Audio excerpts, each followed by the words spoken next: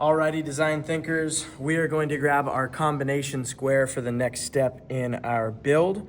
We want to measure out 1/2 inch. We can confirm that's 1/2 inch right here in case you are nervous. The depth of our ruler is exactly 1 inch, so that's a good thing to be aware of. I'm going to use my pencil to mark 1/2 inch into my board and 1 inch back. And I can kind of trace both edges of this in order to find the spot that I would like to create my pilot hole. I'm then gonna flip over my combination square to make sure that I'm maximizing the amount of overhang that I have in contact.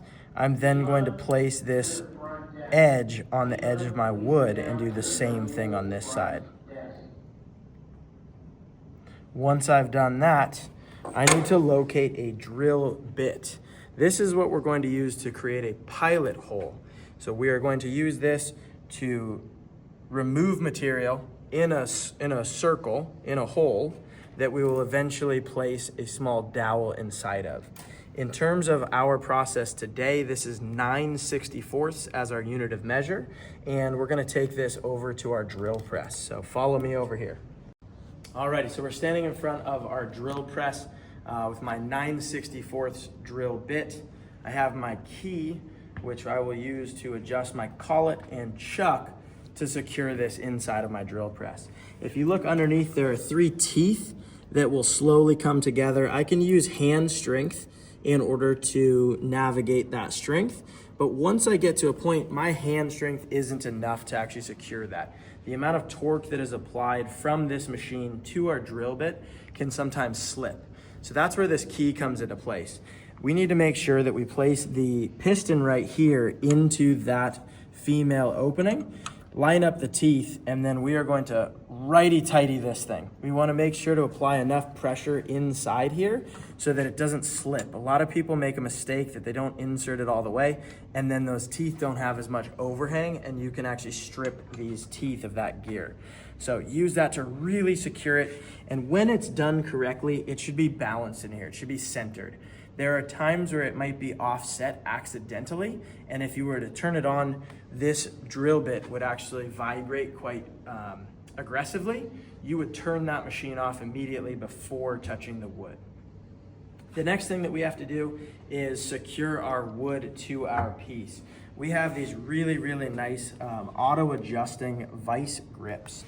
So in order to remove the pressure on our clamp, we're gonna lift up on this system, and then we can actually lift up one more time, and it is gonna open up that jaw quite considerably.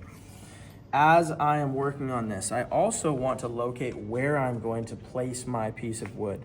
So I'm gonna navigate over here, and I'm gonna get it roughly set in the position that I want, and make sure that I position my wood before I actually secure it. So right about there, I am lining up this drill bit with that marking that I made previously. The next thing that I'm going to do is apply pressure here and make sure that that foot is secured. If you notice, I'm kind of comboing with my partner here because I'm trying to hold the drill bit down. I'm trying to secure this without it moving. So it's a multi-hand process and something that we need to be aware of. I can now release that because we know it's in position. All right, so the next thing that we have to consider is how deep we want to drive our drill bit, how deep the hole is that we want to create. The nice thing is that as we bring this machine down, we can make contact with our wood down here, and that distance reflects here. So if we were to talk about this as kind of ground zero, where we're first making contact, we're gonna measure the distance up from this. And when we then start drilling, it will stop directly at this nut. So for this project, we wanna make sure that that's right at 1 inch. That's a little bit too shallow, so I'm gonna lift that thing up. So lefty loosey, righty tighty, and we're about at 1 inch right there. With that camera, I can't see perfectly, so you actually have a better view than I do. Yep, just a tiny bit higher, but I think we're good. Let's see. Yep, right there. So we want the bottom of the nut to be at the 1 inch mark. When you see this in action, it will make a little bit more sense because that is a hard stop. So as we pull down, this will continue driving through until it hits that nut, which is great. This is a brand new machine that we have access to, which is amazing. With that, this is the first one that we've kind of had this guard. So at this point in time, we are gonna move that over and secure it. We might adjust our instructions in the future to say that that's not necessary unless, and we'll give you those parameters. But at this point, we are in a safe, secured position to make our first pilot hole. In order to turn on our machine, we're gonna rotate this knob here. So it says off, it's a little hard to see. We're gonna rotate this on. It is going to report our RPMs. We will have this preset, and for this one, we actually need this to go a lot faster. So somebody was using this on a much slower, larger drill bit. They were going through, I think, metal. We are gonna operate at a pretty fast speed for today. So that should be preset, but just notice that if it's a low number, we might need to readjust it. This thing is humming. You notice that that drill bit is perfectly centered, so we know that we use those teeth to call it in our chuck correctly. And now I'm just going to slowly bring my drill bit down into the wood, and I'm gonna apply a little bit of pressure. I'm talking fingertip worth of pressure. I can come up and give it a little break if I need to in order to allow that drill bit to remove some of that wood.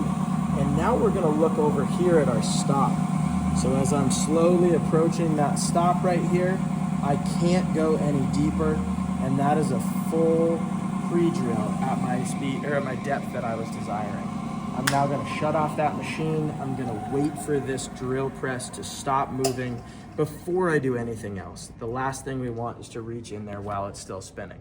And now we can adjust that over, make another drill press hole along this side. We might need to rotate our clamp to the other side and go from there. We are going to do this on both sides of the wood. So on this top, we're gonna flip it over and compete that on the second side as well.